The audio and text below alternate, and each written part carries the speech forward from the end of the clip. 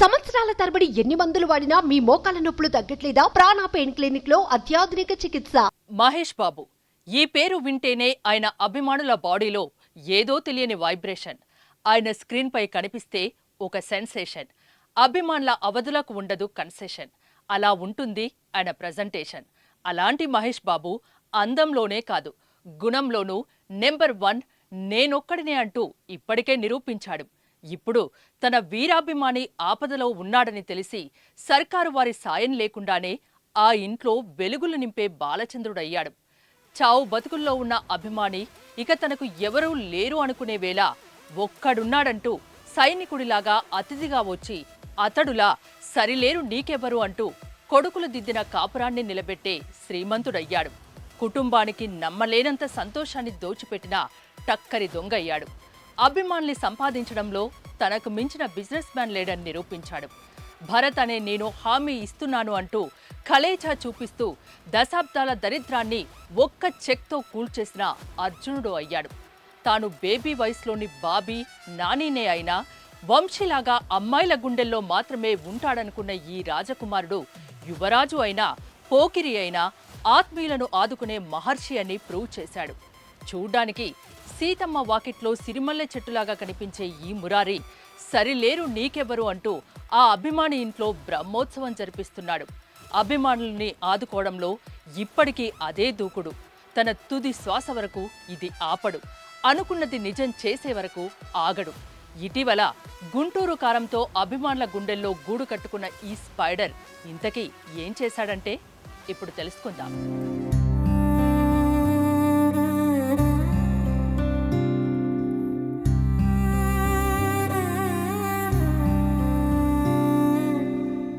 కృష్ణా జిల్లా మోపిదేవి మండలం పెదప్రోలు గ్రామ పంచాయతీ ప్రశాంత్ నగర్లో కాకర్లమూడి రాజేష్ అనే మహేష్ బాబు వీరాభిమాని ఉన్నాడు. ఇతడికి భార్య సుజాత, 3 కుమారులు.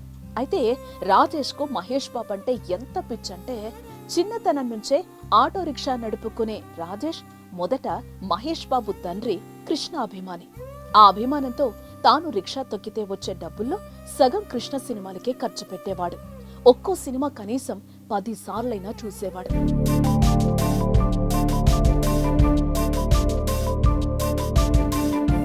అలా రాజేష్ పెళ్లయ్యాక మహేష్ బాబు సినిమాలు చూడటం ప్రారంభించాడు. ఈ క్రమంలో మహేష్ బాబుకు వీరాభిమాని అయ్యాడు. మహేష్ బాబు నటించిన అర్జున్ సినిమా విడుదలైన నెలలో రాజేష్ కు పెద్ద కుమారుడు పుట్టాడు. అప్పుడు అతడి పేరు అర్జున్ అని పెట్టాడు. అదేంటి సినిమా పేరు పెడుతున్నావని భార్య అడిగితే అంతే అన్నాడు. చుట్టుపక్కల వాళ్ళు, బంధువులు కూడా అర్జున్ పేరు బాగానే ఉందిలే అన్నారు.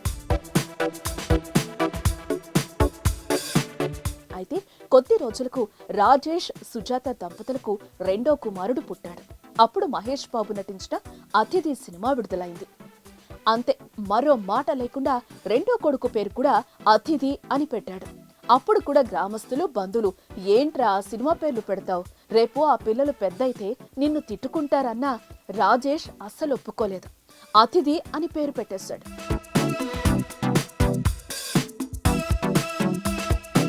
తర్వాత 3వసారి కూడా రాజేష్ కు కొడుకే పుట్టాడు. అప్పుడు మహేష్ బాబు నటించిన ఆగడు సినిమా రిలీజ్ అయింది. ఊరు వాడ అంతా ఒరే రాజేష్, మీ చిన్నవాడికి ఆగడు అని పేరైతే పెట్టవుగా అంటూనే ఉన్నారు. అంతలోనే రాజేష్ 3వ కొడుకు పేరు ఆగడు అని పెట్టేశాడు. 2 కొడుకుల పేర్లు పెట్టినప్పుడు ఏమి అనని భార్య ఈసారి మాత్రం విభేదించింది. మరీ ఆగడు అని పెడితే తోటి కుర్రాళ్ళు ఎగతాళి చేస్తారు, వద్దు అన్నది. కానీ రాజేష్ వినలేదు. చివరికి ఆధార్ కార్డ్ నమోదు కేంద్రం వాళ్ళు అబ్జెక్షన్ పెట్టినా కూడా లెక్క చేయలేదు.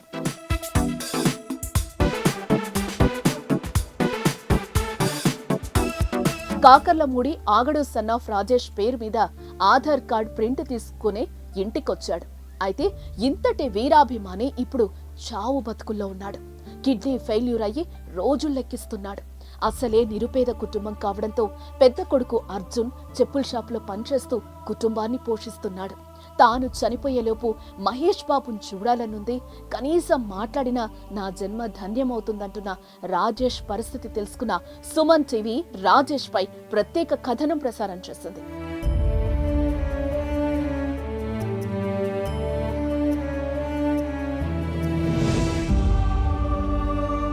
అయితే అది చూసిన మహేష్ బాబు తన టీంను ఆ గ్రామానికి పంపించి అతిథి ఆగడులను చిల్డ్రన్స్ పబ్లిక్ స్కూల్ మోపిదేవిలో చేర్పించి వారికి కావలసిన స్కూల్ ఫీజులు, యూనిఫామ్ ఖర్చులకు డబ్బులు సమకూర్చారు. ప్రతి సంవత్సరం వాళ్ళ చదువులకు తామే సమకూర్చుతామని చెప్పినట్టు స్కూల్ ప్రిన్సిపల్ చెప్తున్నారు. మొట్టమొదటి నాకు అశోక్ గారని పెద్దపురం అయింది. మంచి స్నేహితుడు, వాళ్ళ పిల్లలు నా దగ్గర చదువుతున్నారు. ఇలాంటి విషయాలు మొత్తం చెప్పారు. అతిథి ఆగుడు అని ఇద్దరు ఉన్నారండి. మహేష్ బాబు గారి ఫ్యాన్స్ వాళ్ళు ఇట్లా చదివించారండి, మీ చేతి కింద ఉండాలి అని అన్నారు. నేను వెంటనే స్పందించి ఏంటని చెప్పి వాళ్ళని ఇంటర్వ్యూ చేస్తే వాళ్ళు నాకు మంచి రెస్పాన్స్ ఇచ్చారు. వెంటనే నేను అశోక్ గారికి చెప్పి చేద్దామండి ఇట్లాగో అనేటప్పటికి ఆయన పలానా మే 31న హీరో కృష్ణ గారి ఉన్నదండి, దానికి మీరు అమౌంట్ వేసిస్తే మీ దీంట్లో వేసిస్తే మనం ఆన్లైన్ చేద్దాము అని ఇద్దరు ముగ్గురు కలిసి వచ్చారు. నేనేమో దానికి ఏపీ సరిపడా బుక్స్, డ్రెస్, కొటేషన్ ఇవ్వడం జరిగింది. ఇస్తే వెంటనే 31st ఆ రోజు ఈవినింగే ఫంక్షన్ ఏదో జరిగిందండి, మీరు రావాలంటే నాకు కుదరదండి, అడ్మిషన్లు ఉన్నాయండి. వాళ్ళ తాలూకా వాళ్ళు వచ్చి నాకు వెంటనే నా అకౌంట్కి children's public school correspondent children's public school మోబిదేవ్ అనే అకౌంట్కి 70,000 ట్రాన్స్ఫర్ చేయడం జరిగిందండి. దానిలో వాళ్ళకి సంబంధించిన ఇయర్కి సంబంధించిన మొత్తం దాంట్లోనే సరిపోతాయండి. అయితే ఈ విషయాన్ని మహేష్ బాబు టీం సీక్రెట్ గా ఉంచారు. అయితే చావు బతుకుల్లో ఉన్న రాజేష్ తో మహేష్ బాబు ఒక్కసారి మాట్లాడితే బాగుంటుంది అంటున్నారు రాజేష్ గురించి తెలిసిన వాళ్ళంతా. మనము కోరుకుందాం త్వరలోనే మహేష్ బాబు రాజేష్ తో మాట్లాడాలని, రాజేష్ తిరిగి కోలుకోవాలని. ఏదేమైనా అభిమాని ఆపదలో ఉంటే ఆదుకున్న మహేష్ బాబు గ్రేటే కదా.